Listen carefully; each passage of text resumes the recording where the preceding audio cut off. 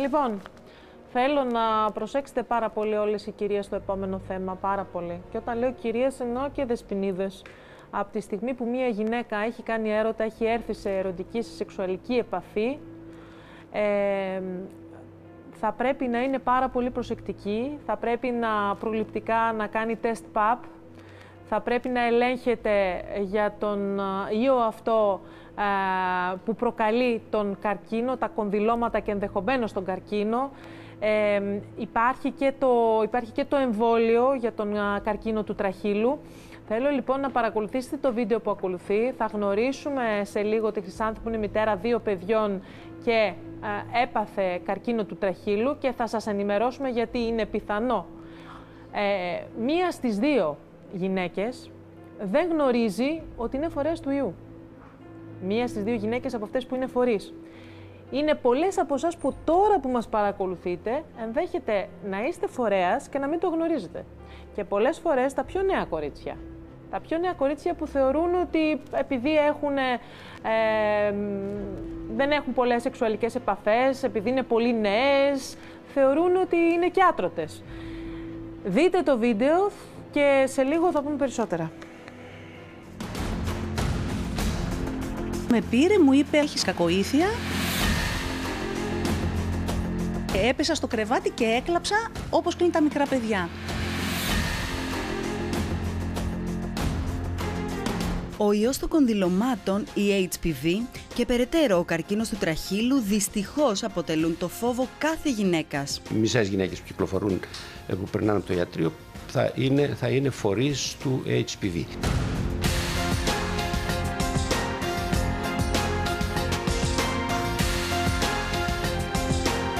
Ένας πολύ βασανιστικός και φοβερός καρκίνος, δεν δίνει συμπτώματα από την αρχή, πρέπει να πας ψάχνοντας, δηλαδή κάνοντας το τεστ Παπα-Νικολάου. Ένας ιός που μπορεί να είναι τόσο επιθετικός ώστε να προκαλέσει κακοήθεια και να φτάσουμε στο σημείο να μιλάμε για καρκίνο, ο οποίος μπορεί να διαγνωστεί με το τεστ PAP.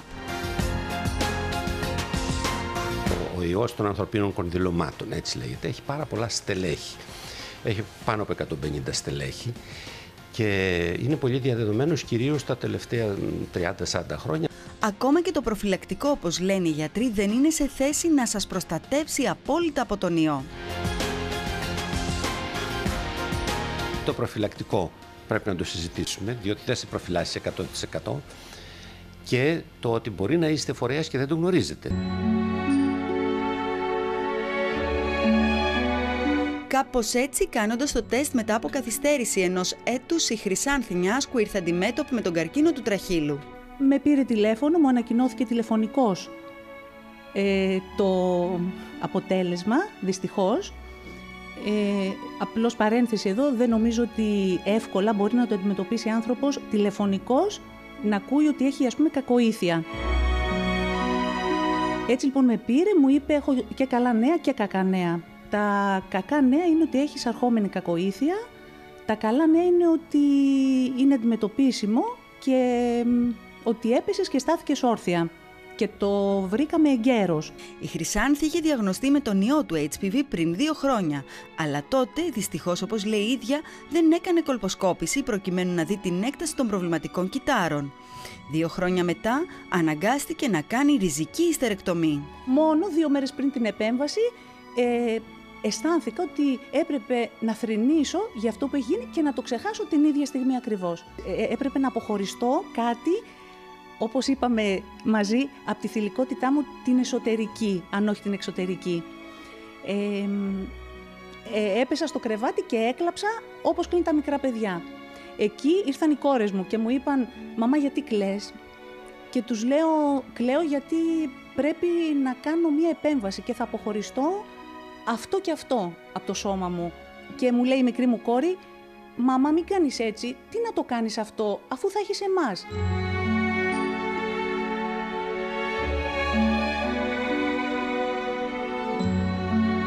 Ο ιός των κονδυλωμάτων είναι ο πλέον διαδεδομένος.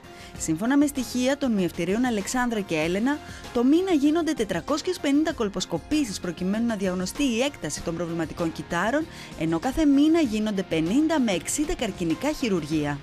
Ωστόσο, υπάρχει λύση. έχει δημιουργηθεί τώρα ένα εμβόλιο. Βέβαια, δεν πρέπει να επαναπαύεται η κοπέλα που έχει κάνει το εμβόλιο. Το εμβόλιο για τον ιό του καρκίνου του τραχύλου της μήτρας σχετικά μόνο την προφυλάσσει, με την έννοια ότι είναι μόνο για 2 στελέχη από αυτά τα 150 στελέχη του ιού και έγινε για εκείνα τα 2 που είναι τα πιο συχνά απαντώμενα και τα πιο επιθετικά, με την έννοια ότι μετατρέπουν συχνά τα κύτταρα του τραχύλου σε καρκινικά κύτταρα.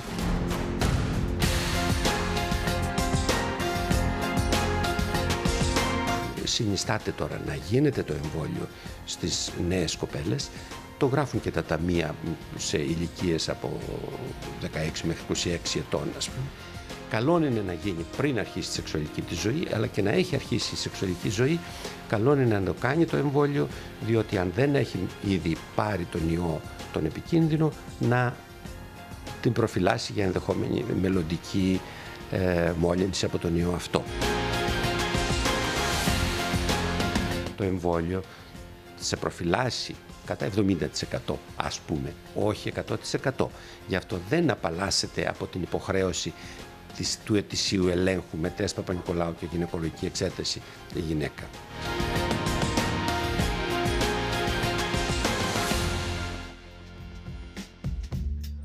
Η Χρυσάνθη σε πολύ λίγα λεπτά θα είναι κοντά μας μαζί με τον γιατρό της.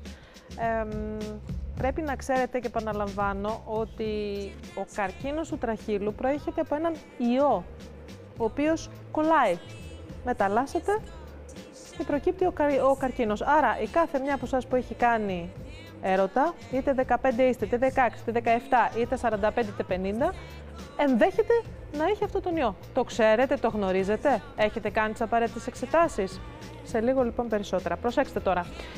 Αυτό είναι το σημερινό μας δώρο. Αυτό εδώ, το χριστουγεννιάτικο τραπέζι, το χριστουγεννιάτικο σερβίτσιο σας.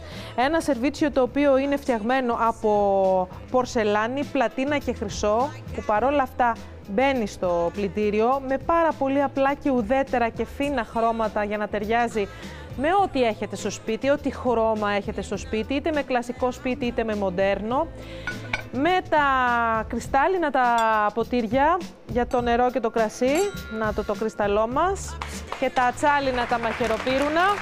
Αυτά εδώ πέρα λοιπόν, όλα αυτά που βλέπετε στο τραπέζι θα γίνουν δικά σας με ένα τηλεφώνημα, μαζί με 10.000 ευρώ μετρητά. Όποιος δηλώσει συμμετοχή για το 10.000, αυτός διεκδικεί σήμερα το σερβίτσιο 9011 51 51 51, 10.000 ευρώ και το πανέμορφο σερβίτσιο διαφημίσεις.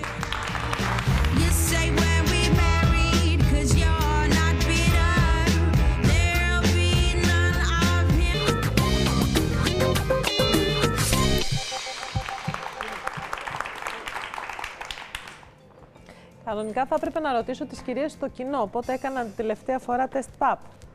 Λέτε να το επιχειρήσω?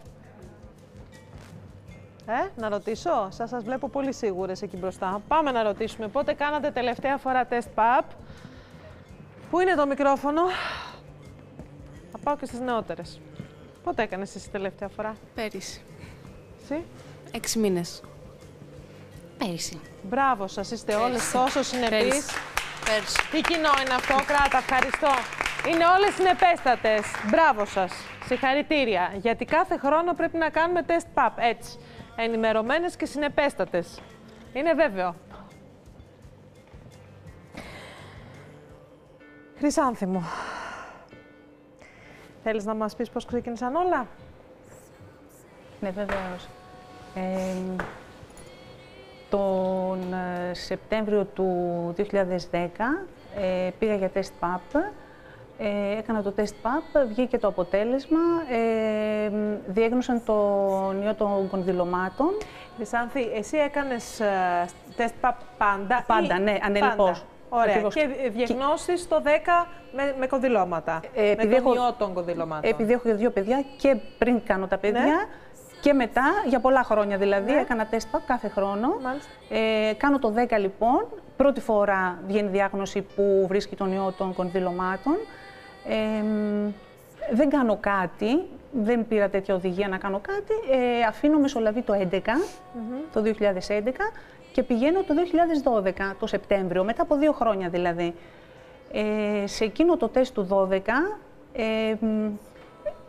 παρουσιάστηκε κάποιο πρόβλημα, δηλαδή δεν ήταν το αναμενόμενο που περίμενε ο γιατρός να δει, μη παθολογικό αποτέλεσμα τέλος πάντων, αν τα λέω καλά. Να το καταλάβουμε λίγο. Θέλω κάθε τι που λέει Χρυσάνθη να μας το εξηγεί ο γιατρός. Ο κύριος Θεόδωρος Πανοσκάλτσης είναι ελέκτορας της δεύτερης Πανεπιστημιακής Κλινικής Μευτικής και Γυναικολογίας στο Αρετέιο και θα μας βοηθήσει να καταλάβουμε τι συνέβη στη Χρυσάνθη και τι πρέπει να προσέξουμε. Διαγνώστη λοιπόν μετά το τεστ ΠΑΠ ότι είχε τον ιό των κονδυλωμάτων. Τι σημαίνει αυτό? Καταρχήν η Χρυσάνθη νομίζω ότι ήταν άτυχη, δηλαδή είναι σε αυτή την κατηγορία των γυναικών που μεσολάβησε μόνο ένας χρόνος που δεν έκανε το τεστ ΠΑΠ και προχώρησε προφανώς, είχε ένα επιθετικό στέλεχος του ιού και προχώρησε γρήγορα και έτσι έφτασε στο σημείο να αναπτύξει ένα αρχόμενο καρκίνο. Να ρωτήσω κάτι που μπορεί να είναι κουτό. Υπάρχει περίπτωση κάποιος να έχει τον ιό, να κάνει τεστ ΠΑΠ και να μην τον δει τον ιό, δηλαδή να έχει έρθει σε επαφή με κάποιον πριν από 5 χρόνια? Ναι, βεβαίως υπάρχει τέτοια περίπτωση. Δηλαδή και όπως μετά είπατε και εσείς, να παντρευτείς, να κάνεις οικογένεια και μετά να ανακαλύψεις ότι με κάποιον προηγούμενο σύντροφο πριν χρόνια κόλλησες τον ιό. Μπορεί να συμβεί αυτό? Πολύ σωστά το λέτε. Καταρχήν, όπως πολύ σωστά είπατε, οι περισσότεροι άνθρωποι ερχόμαστε σε επαφή με τον ιό. Δηλαδή υπολογίζεται ότι περίπου το 80% του πληθυσμού, τόσο του γυναικείου όσο και του αντρικού, θα έρθει σε επαφή με τον ιό των κονδυλωμάτων. Δηλαδή είναι πολύ συχνή η έκθεσή μας στον ιό μέσω των σεξουαλικών επαφών. Το 80% του πληθυσμού. Ναι, ερχόμαστε σε επαφή με τον ιό των κονδυλωμάτων. Δηλαδή 8 στους 10 από εσάς που μας παρακολουθείτε έχετε έρθει σε επαφή με τον ιό. Προσέξτε καλά για να καταλάβετε τι πρέπει να προσέξετε. Αλλά σε ένα φυσιολογικό οργανισμό με μια πολύ καλή άμυνα, συνήθως αυτές οι λοιμώξεις είναι παροδικές. Δηλαδή ένα καλό ανοσοποιητικό σύστημα μπορεί να καθαρίσει τον ιό χωρίς καμία πραγματικά σοβαρή επίπτωση. Σε ένα μικρό όμως αριθμό γυναικών μπορεί ο ιός να φωλιάσει κατά κάποιο τρόπο στο γεννητικό της σύστημα και ο τράχυλος είναι το πιο ευπαθές από τα όργανα του γεννητικού συστήματος και μετά από πολλά χρόνια να εμφανιστεί με ορατές πλέον βλάβες. Αλλά πριν να γίνουν ορατές οι βλάβες, αν μου επιτρέπετε... Πριν να γίνουν ορατές και πριν... Μπορεί να κάνει κανείς τεστ ΠΑΠ, να έχει έρθει σε επαφή με τον ιό και να μην βρεθεί ο ιός? Ναι, βεβαίως μπορεί να γίνει αυτό, γιατί υπησέρχεται ένας πολύ σημαντικός παράγοντας και χαίρομαι που το θίγετε, γιατί πρέπει να μιλήσουμε και για την ποιότητα της λήψης του τεστ Παπα-Νικολάου. Στην πατρίδα μας δεν ελεγχόμαστε κατά κάποιο τρόπο για την ποιότητα της δουλειάς μας. Μπορεί κάποιο εργαστήριο, παραδείγματος χάριν, να εφαρμόζει μια τεχνική δειγματοληψίας που να μην είναι η ενδεδειγμένη. Δηλαδή αυτός που το παίρνει θα πρέπει να είναι εκπαιδευμένος ειδικός γιατρός, κατά τη γνώμη μου, γυναικολόγος, ο οποίος θα πρέπει να είναι ειδικά εκπαιδευμένος για το πώς θα παίρνει σωστά το τεστ Παπα-Νικολάου. Εάν πάρει σωστά το τεστ ο ειδικευμένος γιατρός, θα φανεί αν έχει έρθει σε επαφή με τον ιό ή όχι. Υπάρχει περίπτωση, αν η λίμωξη, όπως σας είπα, έχει συμβεί πολλά χρόνια πριν, να το έχει καθαρίσει εν τω μεταξύ ο οργανισμός και να μην φανεί ο ιός. Να μην φανεί καν. Ναι, αλλά μπορεί να είναι μια παροδική αυτή η λίμωξη. Αλλά εάν είναι μια λίμωξη που επιμένει, σημαίνει ότι προφανώς δεν έχει γίνει σωστά η δειγματοληψία και δεν έχουν εμφανιστεί και αυτές οι πρώιμες προκαρκινικές βλάβες που προκαλεί ο ιός και μπορεί να εξελιχθούν σε καρκίνο μετά από μερικά χρόνια. Εσύ, Χρυσάνθη, είχες κάποιο σύμπτωμα? Κανένα απολύτως. Αυτό ήταν ότι... Δεν κατάλαβες τίποτα? Δεν κατάλαβα τίποτα. Ζούσα φυσιολογικά, δεν είχα κανένα σύμπτωμα και απλώς πήγα να κάνω το τεστ τυπικά ακριβώς, σαν προληπτικό έλεγχο ουσιαστικά. Δεν το καταλαβαίνει κανείς αν έχει τον ιό των κονδυλωμάτων? Υπάρχουν δύο τύποι του ιού των κονδυλωμάτων. Είναι οι τύποι που προκαλούν τα ορατά οξυτενή κονδυλώματα, όπως λέμε, τα οποία είναι συνήθως στα εξωτερικά γυναικολογικά όργανα, στο εδείο δηλαδή, και αυτοί οι τύποι που προκαλούν τα οξυτενή κονδυλώματα δεν είναι προκαρκινικοί, αλλά υπάρχουν η άλλη κατηγορία των τύπων... Θέλω να μας τα πείτε λίγο πιο απλά για να καταλάβουμε. Υπάρχουν, λέτε, δύο τύποι κονδυλωμάτων. Δύο τύποι του ιού των κονδυλωμάτων. Στα εξωτερικά γεννητικά όργανα, άρα θα τα πω τώρα εγώ, όχι ιατρικά. Μπορούμε να τα δούμε. Τα κονδυλώματα είναι ορατά. Είναι αυτά τα σπυράκια. Είναι στα σπυράκια δηλαδή, ακριβώς, στα εξωτερικά γεννητικά όργανα. Αυτά όμως δεν είναι προκαρκινικές βλάβες. Αυτές είναι σαν τις μυρμηγκές που μπορεί να βγουν σε άλλα σημεία του σώματος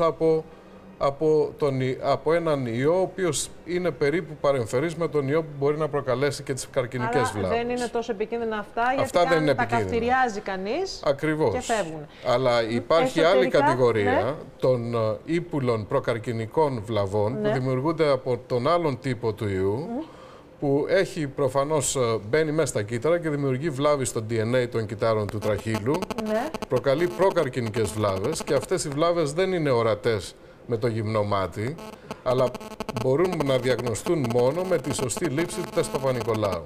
Και ίσως είναι ευκαιρία να πούμε εδώ για το τεστ Παπα-Νικολάου τι είναι, γιατί πολλές γυναίκες δεν ξέρουν τι είναι το τεστ Παπα-Νικολάου. Είναι η συλλογή κυττάρων μέσα από τη γυναικολογική εξέταση, από την επιφάνεια του τραχύλου. Δεν πονάει, για να μην φοβάστε. Ακριβώς, δεν πονάει καθόλου. Δεν καταλαβαίνεις τίποτα, δεν νιώθεις κάτι, δεν πονάει. Και πρέπει να γίνει σωστά η λήψη του τεστ Παπα-Νικολάου. Δηλαδή είναι ένα τεστ το οποίο το ποσοστό επιτυχίας του τεστ εξαρτάται από το πόσο σωστά γίνεται η δειγματοληψία. Μάλιστα. Κάνεις το τεστ. Επικοινωνείς με τον γιατρό και... Επικοινωνεί εκείνος μαζί μου, με παίρνει ένα πρωί στη δουλειά μου και μου λέει πως πρέπει να κάνουμε μία βιοψία, γιατί το τεστ δείχνει κάτι, αλλά μη φοβάσαι, μου λέει, δεν είναι κακοήθεια. Ωραία, λέω, τι πρέπει να κάνουμε, να έρθεις να κάνουμε μία βιοψία. Μάλιστα, η βιοψία έγινε μετά από 10 μέρες περίπου, πήγα στο μεευτήριο, πήρε δείγμα από το τμήμα του τραχύλου που ήθελε να πάρει, και θα περιμέναμε να βγει απάντηση. Και όταν βγήκε η απάντηση πάλι μετά από 10 μέρες, με πήρε και μου είπε ότι έχω και καλά νέα και κακά νέα, ότι έχω αρχόμενη κακοήθεια και τα καλά νέα είναι ότι ήμουν τυχερή μέσα στην ατυχία μου για το πόσο σύντομα το ανακάλυψα αυτό. Δηλαδή πραγματικά και εγώ σκέφτομαι αν δεν είχα πάει το 12 και είχα πάει αργότερα, γιατί μιλάω με γυναίκες και έχω ακούσει περιστατικά να έχουν περάσει χρόνια ολόκληρα, πάνω από 5 ετία κιόλας, και να μην έχουν πάει για τεστ PAP. Εγώ ευτυχώς είμαι σε αυτά ακριβής, δηλαδή όντως μόνο το 11 άφησα να μεσολαβήσει και παρόλα αυτά η ζημιά έγινε. Και μου είπε αυτό και πρέπει να προχωρήσουμε σε επέμβαση. Σε αφαίρεση. Σε αφαίρεση ακριβώς. Ποια είναι τα συναισθήματα μιας γυναίκας εκείνη τη στιγμή, γιατί μπορεί να είναι ένα εσωτερικό κομμάτι της θηλυκής μας φύσης. Υπάρχουν και άλλοι καρκίνοι. Υπάρχει καρκίνος στο στήθος, όπου εκεί όταν γίνεται μια αφαίρεση είναι ορατό, είναι πιο επώδυνο, είναι αλλιώς. Πώς νιώθει μια νέα όμορφη γυναίκα, σαν και σένα, όταν συνειδητοποιεί ότι θα χάσει ένα κομμάτι της θηλυκής της υπόστασης? Η πρώτη σκέψη που μου ήρθε ήταν πως δεν αφορά εμένα αυτό που λέει ο γιατρός. Όχι, δεν το λέω προσβλητικά. Αυτό είναι μία άμυνα του καθενός. Αν πάρουμε 10 γυναίκες που θα ακούγαν το ίδιο πράγμα, η κάθε μία πιστεύω θα είχε αντιδράσει με διαφορετικό τρόπο. Ο δικός μου τρόπος ήταν αυτός. Και γενικώς, επειδή είμαι πολύ αισιόδοξο άτομο και πάντα βλέπω μισογεμάτο το ποτήρι, δεν θέλω να στέκομαι σε άσχημα πράγματα. Ακόμα κι αν ήταν άσχημο, προσπάθησα να το δω διαφορετικά. Αυτή ήταν η δικιά μου άμυνα. Και από εκεί και πέρα κλείσαμε ραντεβού με τον γιατρό για να μου πει πότε πρέπει να ετοιμαστώ, πώς πρέπει να γίνει όλο αυτό το πράγμα. Είναι και σίγουρα πολύ πιο εύκολο για μια γυναίκα που έχει φέρει στον κόσμο 2 παιδιά, που τα έχει κάθε μέρα στην αγκαλιά της, που ζει, που να προχωρήσει μια τέτοια επέμβαση, παρά για μια γυναίκα η οποία δεν έχει ακόμη τεκνοποίηση. Ναι, αυτό είναι αλήθεια, σίγουρα. Είναι, και είναι πολλές οι γυναίκες που έχουν καρκίνο στο τράχυλο, που είναι νέες γυναίκες. Και που δεν έχουν τεκνοποίηση. Και συνάντησα τέτοιες γυναίκες στο μεευτήριο όταν πήγα να κάνω εγώ την επέμβαση. Και πραγματικά εκεί αισθάνεσαι τυχερή. Το σκέφτηκες. Γιατί πάντα υπάρχει το χειρότερο σε αυτό που σου συμβαίνει εσένα. Εγώ αυτό πιστεύω. Δεν τα σκέφτεσαι εκείνη τη στιγμή. Αυτά βγαίνουν μετά βέβαια. Πρέπει να έχεις το χρόνο και να στεναχωρηθείς, τέλος πάντων να βιώσεις κάθε σου συναίσθημα. Είναι λύπη φυσικά, αισθάνεσαι άτυχος κάποιες στιγμές, σίγουρα, για αυτό που σου συνέβη, αλλά όπως είπα και στο σπίτι, εστιάζουμε στη λύση και όχι στο πρόβλημα. Το να εστιάσω στο πρόβλημα δεν λύνω το πρόβλημα. Έτσι λοιπόν ξεκίνησα και εγώ να δω τι θα κάνω. Ποιος είναι ο καλύτερος τρόπος για να αντιμετωπίσω αυτό που μου συνέβη. Επειδή είμαι πολύ ανήσυχο πνεύμα και σας λέω πάντα θέλω να βλέπω την καλή πλευρά, να βγάζω καλή πλευρά στα πράγματα. Το άφησα και λέω ωραία, θα το σκεφτώ, θα δούμε τι θα κάνουμε. Πρέπει να πάρω και μια άλλη άποψη, πρέπει να κάνω κάτι τέλος πάντων. Επειδή είμαι πολύ επικοινωνιακή και ανοιχτός χαρακτήρας, συζήτησα με ανθρώπους που πιστεύω ότι θα με καταλαβαίναν, γιατί όλοι δεν σε ακούν όταν μιλάς. Ένας πολύ καλός φίλος, λοιπόν, μου σύστησε τον κύριο Πανοσκάλτση. Δεν το σκέφτηκα, είπα ωραία, ευκαιρία. Άκουσα πως είναι και ειδικευμένος στη λαπαροσκοπική χειρουργική. Λαπαροσκοπικά αφαιρέθηκε. Ναι, η Χρυσάνθη είναι από τις πρώτες γυναίκες στην Ελλάδα που έχουν υποφεληθεί πάρα πολύ και από τις καινούργιες χειρουργικές μεθόδους. Έγινε ακριβώς η ίδια επέμβαση, η ριζική ιστερεκτομή δηλαδή, που θα γινόταν με ένα ανοιχτό χειρουργείο, με το πλεονέκτημα ότι έγινε χωρίς κάποια μεγάλη τομή στο νέο της σώμα και βέβαια με το ίδιο ακριβώς ογκολογικό αποτέλεσμα. Και δόξα τω Θεώ πήγε πάρα πολύ καλά και βέβαια είναι ιδανική ασθενής νομίζω για οποιοδήποτε γιατρό, γιατί είναι δυνατή πολύ και σε τέτοια χειρουργία, επειδή το άγχος και το δικό μας είναι μεγάλο, βοηθάει πολύ να έχουμε να κάνουμε με μια δυνατή προσωπικότητα που θέλει να ζήσει και να πάει καλά. Ο καρκίνος του τραχύλου είναι ένας μεταστατικός καρκίνος ή εφόσον αφαιρεθούν τα καρκινικά κύτταρα, μετά τελειώνει εκεί η ιστορία? Ναι, πολύ καλή ερώτησή σας, ακριβώς γιατί είναι η πηγή του προβλήματος. Όλα αυτά που λέμε, το τεστ Παπα-Νικολάου, η θεραπεία των αρχόμενων μορφών των αλλοιώσεων, τείνουν στο να μπορέσουμε να θεραπεύσουμε τα πράγματα πριν ξεφύγουν από τον τοπικό έλεγχο. Και αν θέλετε και πριν γίνουν καν διηθητικός καρκίνος. Δηλαδή, συνήθως με το τεστ Παπα-Νικολάου μπορούμε να διαγνώσουμε προκαρκινικές βλάβες, να τις θεραπεύσουμε χωρίς να αφαιρέσουμε τη μήτρα της γυναίκας. Εάν γίνει διηθητικός καρκίνος, όπως δυστυχώς είχε ήδη γίνει στη Χρυσάνθη, τότε βέβαια πρέπει να γίνει ριζική ιστερεκτομή, αφαίρεση ριζικά της μήτρας μαζί με τους λεμφαδένες. Αλλά εάν ξεφύγουν τα πράγματα και δεν πάει γρήγορα η γυναίκα να θεραπευτεί, να χειρουργηθεί σε ένα αρχόμενο στάδιο, προφανώς μπορεί να γίνει μετάσταση σε οποιοδήποτε σημείο του σώματος. Η σεξουαλική ζωή του ασθενούς μετά το χειρουργείο, της γυναίκας. Είναι πάρα πολλές οι γυναίκες που έχουν υποβληθεί σε, πώς λέγεται, ριζική ιστερεκτομή. Ριζική ιστερεκτομή, για να το πω σωστά. Και όχι μόνο τώρα, και από τα παλιότερα χρόνια. Παλιότερα, αν κάτι έβλεπαν, σου αφαιρούσαν τα πάντα για να είναι σίγουροι οι γιατροί. Αυτό γινόταν, το ξέρετε, από τους δασκάλους σας, τους καθηγητές σας. Υπάρχουν πια σύγχρονοι τρόποι ώστε η σεξουαλική ζωή της γυναίκας να συνεχίζεται φυσιολογικότατα? Χαίρομαι για τις πολύ εύστοχες ερωτήσεις σας, γιατί θίγεται ένα λίγο κέριο... Είναι λίγο ταμπού η ερώτηση αυτή, αλλά λέω θα την κάνω, γιατί η γυναίκα όταν έχει κάνει τα παιδιά της, αυτό που την μοιάζει στην συνέχεια και είναι νέα, είναι να έχει μια ερωτική επαφή με τον σύντροφό της. Ακριβώς, πολύ σωστά. Και υπάρχει και μία ταμπέλα. Η Χρυσάνθη δεν είναι καρκινοπαθής, όπως συνηθίζουμε να λέμε στην Ελλάδα. Η Χρυσάνθη, δόξα τω Θεώ, χειρουργήθηκε και πιστεύουμε έχει θεραπευτεί. Κατά συνέπεια, η ζωή της αρχίζει από μια καινούργια βάση. Και οι σεξουαλικές ανάγκες ενός χειρουργημένου ασθενής είναι οι ίδιες όπως και πριν το χειρουργείο. Ειδικά σε αυτές τις επεμβάσεις που θίγουν και την ανατομία του γεννητικού σωλήνα της γυναίκας, είναι πολύ σημαντικό όλοι εμείς που ασχολούμαστε με αυτά να δίνουμε ιδιαίτερη βάση στο πρόβλημα αυτό, γιατί προκαλούνται κάποια προβλήματα, αλλά όλα αυτά δεν είναι ανυπέρβλητα. Πολύ εύκολα νομίζω τώρα μπορούμε με ειδικές θεραπευτικές μεθόδους που είναι πολύ απλές να λύσουμε αυτό το πρόβλημα. Αλλά το πιο σημαντικό πρόβλημα μεθόδους, δηλαδή, πριν απ' όλα είναι το ψυχολογικό πρόβλημα. Ναι. Δηλαδή μια γυναίκα που μια κοινωνία ολόκληρη τη βομβαρδίζει με το ταμπέλα του καρκινοπαθούς, ναι, αυτό και το βράδυ που κοιμάται και το πρωί που λειτουργεί κανονικά σαν άνθρωπος, το έχει συνέχεια στο μυαλό της. Ναι. Θα πρέπει να διώξουμε λοιπόν πριν απ' όλα την ταμπέλα. Ναι.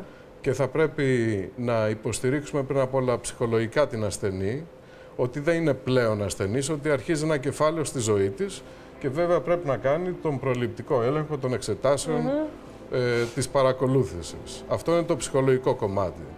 Το κομμάτι σε ό,τι αφορά την επίλυση της λειτουργικότητας που δημιουργείται από την έλλειψη καμιά φορά ορμονών, παραδείγματος χάρη, όλα αυτά μπορούν να λυθούν. Δηλαδή υπάρχουν και περιπτώσεις που μπορούν να χρησιμοποιηθούν και ορμόνες υποκαθιστώντας σε νέες γυναίκες την αφαίρεση των οθικών που παράγουν τα ιστρογόνα.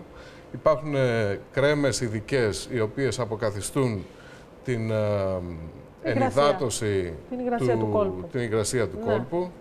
Και πραγματικά είναι πάρα πολλές οι μέθοδοι για να σας αναφέρουμε αναλυτικά τώρα. Αλλά προφανώς και βάσματα που χρησιμοποιούνται και σε γυναίκες οι οποίες είναι στην κλιμακτήριο. Ακριβώς. Και οι οποίες αρχίζουν να έχουν προβλήματα στην επαφή τους. Άρα είναι αντίστοιχη και η αντιμετώπιση και έχει μια φυσιολογική ζωή μια γυναίκα η οποία έχει. Πολύ σωστά και οι επιστημονικές μελέτες όλες. Το ζήτημα δεν είναι να βλέπουμε. Η Χρυσάνθη έχει βγει στην τηλεόραση, εκτίθεται. Δεν θα πρέπει κανείς να δει τη Χρυσάνθη ως έναν άνθρωπο που αυτή τη στιγμή πάσχει σε οτιδήποτε. Ακριβώς. Χρυσάνθη... Δεν αισθάνομαι έτσι. Καθόλου. Εσύ δεν αισθάνεσαι. Το θέμα είναι να το περάσουμε και το μήνυμα. Ο λόγος που είμαι εδώ κιόλας είναι για το θέμα της πρόληψης. Δηλαδή, μπορεί να μου έτυχε ό,τι έτυχε, όλα γίνονται για κάποιο λόγο, μπορεί να μην τον μάθουμε ποτέ βέβαια.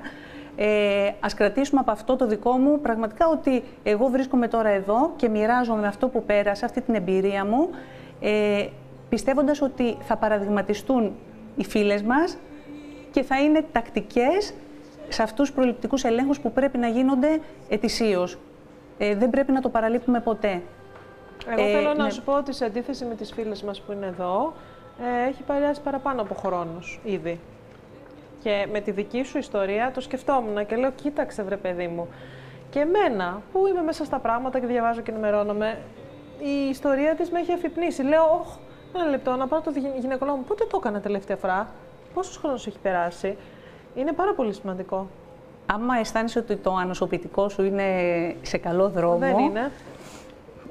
Εσύ ξέρεις. Ναι, πάντως, ναι, αυτό θα το έλεγα και εγώ που είπε ο κύριος Πάνος Κάλτσης, ότι ούτε και εγώ ξέρω πότε μολύνθηκα από τον ιό. Μπορεί να τον είχα από 20 χρονών, δεν ξέρω πότε. Ναι. Απλά αυτός κοιμάται και ξυπνάει όντως όταν μας βρει σε αδυναμία.